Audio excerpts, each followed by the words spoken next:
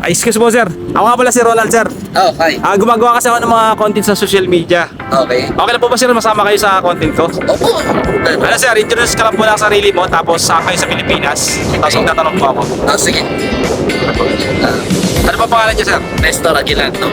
Okay, saan po kayo sa Pilipinas sir? Sa... Actually, dalawang meron ako sa Quezon City, meron sa Cavite. Okay. Pero yung pamilya ko nasa Cavite. Okay po. Ano bang work niyo dito sir? Ako po ay isang part-timer at nagtatrabaho sa Coca-Cola rin.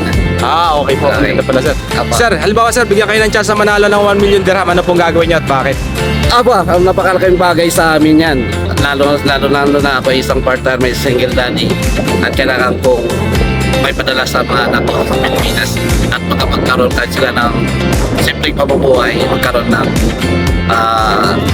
simpleng tahanan na kanilang patitirahan na hindi na sila mag-ibot-ibot pa.